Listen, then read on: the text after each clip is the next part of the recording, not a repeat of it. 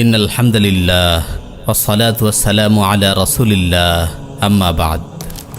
আমার প্রিয় মুসলিম ভাই ও বোন, উপমহাদেশে আমরা মুসলিম জনতা বহু আন্দোলন সংগ্রাম করেছি। বর্বর শাসকদের শোষণ নিপীড়ন থেকে জাতিকে মুক্ত করার জন্য জালিমের মোকাবেলায় আমাদের অনেক মুসলিম ভাই আপন জীবন বিলিয়ে দিয়েছে। রক্ত ঝরেছে অগণিত মুসলিমের। প্রতি বাড়ি বহু ত্যাগ ও কোরবানির বিনিময়ে আমরা চেয়েছি একটি শান্তিময় নিরাপদ ভূখণ্ড, যেখানে কোনো জুলুম নিপীড়ন থাকবে না। আমরা নির্বিঘ্নে আমাদের রবের বিধান মতো জীবন যাপন করতে পারব। কিন্তু দুঃখজনক হলেও সত্য, বারবার আমাদের আন্দোলন ব্যর্থ হয়েছে। কখনো কাঙ্ক্ষিত লক্ষ্য অর্জিত হয়নি। আমরা চেয়েছি শরিয়া শাসিত শান্তিময় নিরাপদ ভূমি, কিন্তু বারবার আমাদের ব্যর্থ করেছে শত্রুর নানান চক্রান্ত। ইস্ট ইন্ডিয়া কোম্পানি ব্রিটিশ বেনিয়াদের ভারত থেকে তাড়ানোর পেছনে অনেক মুসলিমের জীবন ও রক্ত ঝরেছে। অনেকে স্বপ্ন দেখেছে পাকিস্তান গঠিত হচ্ছে ইসলামের নামে।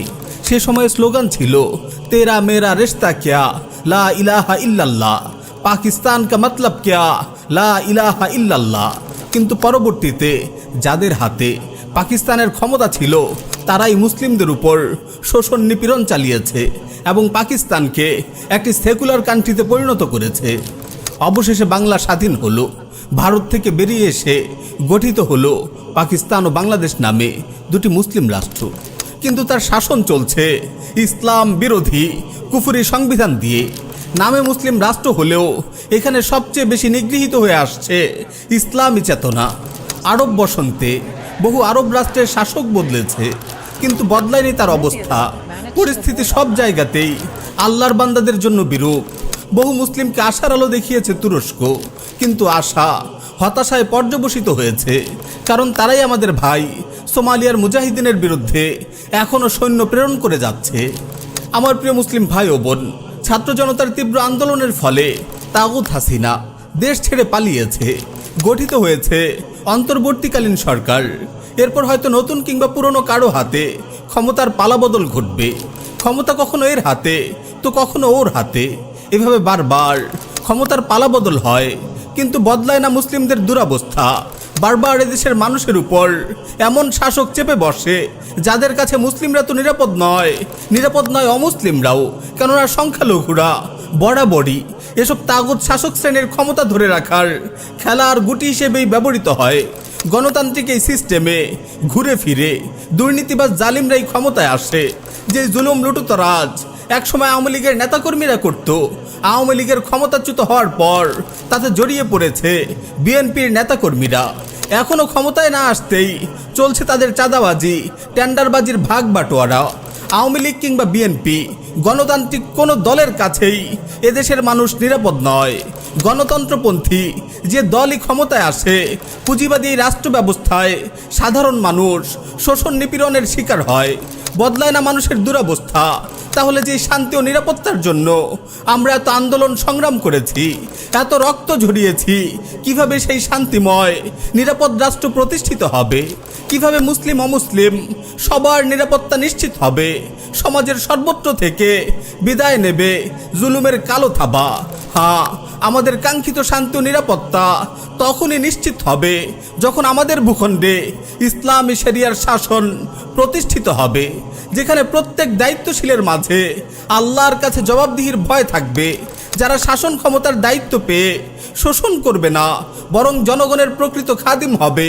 তাদের কষ্ট লাঘবের আশায় তাদের দুয়ারে দুয়ারে উপস্থিত হবে। প্রিয় মুসলিম উম্মাহ, সেকুলার সিস্টেমে ক্ষমতার পালাবদল কখনো সমাধান বয়ে আনবে না। সমাধান আল্লাহর জমিনে আল্লাহর শরিয়া বাস্তবায়নের মাঝেই। আমরা যদি আমাদের এদেশে ইসলামের শরিয়া বাস্তবায়ন করতে পারি, তবেই মুসলিম অমুসলিম সকলের জন্য শান্তি ও নিরাপত্তা নিশ্চিত করা সম্ভব হবে। দেশের প্রতিটি সেক্টরে জুলুম লুটতরাজ বন্ধ হবে। দিন দিন মানুষ সমৃদ্ধির দিকে এগুবে। আপনার আফগানিস্তানের বর্তমান অবস্থার দিকে লক্ষ্য করুন। যুদ্ধ বিধ্বস্ত একটি দেশ কিভাবে অল্প সময়ে ঘুরে দাঁড়িয়েছে। তাদের মুদ্রার মান বেড়েছে, অর্থনৈতিকভাবে তারা দিন দিন সমৃদ্ধ হচ্ছে, কমেছে বেকার সমস্যা। এই যে দিন দিন তাদের উন্নতি অগ্রগতি, এটার একমাত্র কারণ আফগানের তালিবান সরকার মানব রচিত তন্ত্রমন্ত্রকে ছুঁড়ে ফেলে আল্লাহর শরিয়া প্রতিষ্ঠা করেছে। তারা শরিয়া প্রতিষ্ঠা করেছে আল্লাহর বলে দেয়া পদ্ধতিতে। এজন্য বিশ্বের কোন মোড়লরা কি বলল তারা তার ধার ধারে না, পাশ্চাত্য কি বলল তারা তার পরোয়া করে না। আল্লাহর বিধান মতে তারা রাষ্ট্র পরিচালনা করছে। এজন্যই সে দেশের জনগণ ইসলামী শরিয়ার ছায়াতলে জীবন যাপনের সুফল পাচ্ছে। বস্তুত তারা তাদের ঈমান ও তাকওয়ার গুণেই আল্লাহর দেয়া বারাকা লাভ করছে।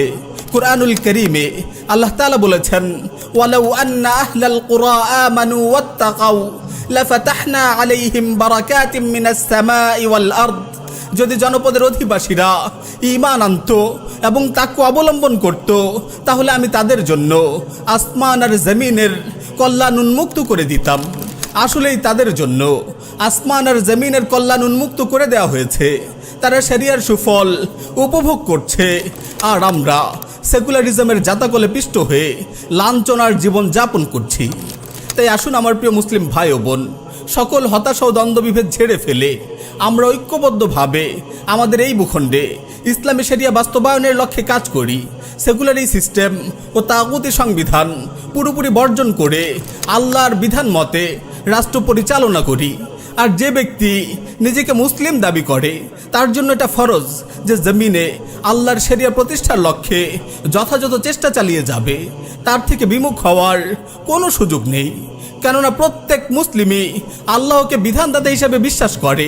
আল্লাহ তাআলা বলেন, ইনিল হুকমু ইল্লা লিল্লাহ, হুকুম বা বিধান দানের ক্ষমতা একমাত্র আল্লাহর। আল্লাহ তাআলা আরও বলেন, আলা লাহুল খালকু ওয়াল আমর, জেনে রাখো সৃষ্টি তার, হুকুমও তার। তিনি আরও বলেন, ওয়ালা ইউশরিকু ফি হুকমিহি আহাদা, হুকুম বা বিধান দানে তিনি কাউকে অংশীদার করেন না। পক্ষান্তরে গণতন্ত্র হলো জনগণকে বিধানদাতা হিসেবে মেনে নেয়া, জনগণের নির্বাচিত প্রতিনিধিকে বিধান প্রণয়নের স্বীকৃতি দেয়া, যা স্পষ্টত আল্লাহর সাথে শিরক করা। যদি বলেন গণতান্ত্রিক সিস্টেমে ক্ষমতায় এসে আমরা আল্লাহর বিধান অনুযায়ী আইন প্রণয়ন করব, আমরা বলবো এটাও আল্লাহর বিধানকে জনগণের ইচ্ছা অভিপ্রায়ের অধীন করা হয়েছে। আল্লাহর কোনো বিধান জনগণের ইচ্ছা অভিপ্রায়ের মুখাপেক্ষী নয়। জনগণ চাইলে তা কার্যকর করবে কিংবা তাতে রদবদল আনবে এমন সুযোগ কাউকে দেওয়া হয়নি। এক কথায় প্রচলিত এই সেকুলার ব্যবস্থা ও গণতান্ত্রিক পদ্ধতিতে আল্লাহর শরিয়া বাস্তবায়ন করা কখনোই সম্ভব নয়। অতীতেও কেউ পারেনি, ভবিষ্যতেও তা সম্ভব হবে না। গণতান্ত্রিক এই সিস্টেমে পুরো সংবিধানের 99% আইনও যদি আল্লাহর বিধান অনুযায়ী প্রণয়ন করা হয় আর 1% যদি মানুষের খেয়াল খুশি মতো হয়, তবুও তা ইসলামী শরিয়া নয়। একটি বিধানও যদি আল্লাহর বিধানের বিপরীত প্রণীত হয় তা কুফর। আমার প্রিয় মুসলিম ভাই ও বোন, আপনি সিদ্ধান্ত নিন আপনি কার বিধান প্রতিষ্ঠার জন্য কাজ করবেন, আল্লাহর বিধান প্রতিষ্ঠার জন্য নাকি শয়তানের জাহিলি বিধান প্রতিষ্ঠার জন্য। যারা জাহিলি জীবন বিধান চায় তাদের ব্যাপারে আল্লাহ তাআলা বলেন, আম লাহুম শুরাকাউ শারআউ লাহুম মিনাদ-দীন মা লাম ইয়াযাম বিহিল্লাহ, তবে কি তাদের এমন কোন শরীক দেবতা আছে যারা তাদের জন্য দ্বীনের বিধিবিধান দিয়েছে যার অনুমতি আল্লাহ দেননি। আল্লাহ তাআলা আরো বলেন, আফা হুকমাল জাহিলিয়্যাতি ইয়াবগুন ওয়া মান আহসানু মিনাল্লাহি হুকমান লিকাউমি ইউকিনুন, তারা কি তবে জাহিলিয়াতের বিধান চায় আর নিশ্চিত বিশ্বাসী সম্প্রদায়ের জন্য বিধান প্রদানে আল্লাহর চেয়ে কেউ অধিক উত্তম। আমার প্রিয় মুসলিম ভাই ও বোন, ঈমানের দাবিতে সত্যবাদী হলে আপনি নিশ্চয়ই আল্লাহর বিধান প্রতিষ্ঠার জন্যেই প্রচেষ্টা চালিয়ে যাবেন। মনে রাখবেন, আপনার অবস্থানে নির্ণয় করে দেবে আপনি হয়তো ইসলামের পক্ষের নয়তো কুফরের পক্ষের। আপনি যদি সত্যিকার অর্থে ইসলামের পক্ষে হন, নিজেকে মুসলিম দাবি করেন, তবে আপনাকে ইসলামের সকল বিধিবিধানের প্রতি আনুগত্যশীল হতে হবে।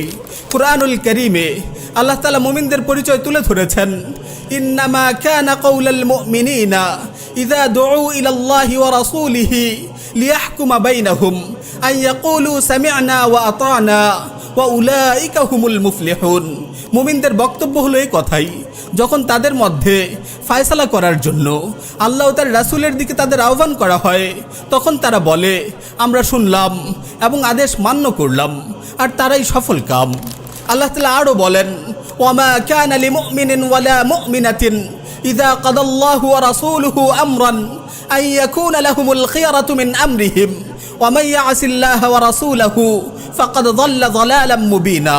আর আল্লাহ তার রাসূল কোনো নির্দেশ দিলে কোনো মুমিন পুরুষ ও নারীর জন্য নিজেদের ব্যাপারে অন্য কিছু ইখতিয়ার করার কোনো অধিকার থাকে না।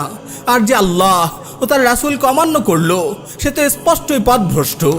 সুতরাং আমার প্রিয় মুসলিম ভাই ও বোন, আপনি ঈমানের দাবিতে সত্যবাদী হলে অবশ্যই আল্লাহ ও তার রাসূলের আদেশকে মেনে নিতে হবে, এতে কোনো আপত্তি করার অধিকার আপনার নেই।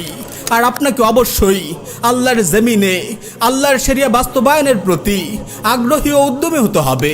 যারা সঠিকভাবে আল্লাহর জমিনে আল্লাহর শরিয়া বাস্তবায়নের চেষ্টা করছে তাদের সহযোগী হতে হবে।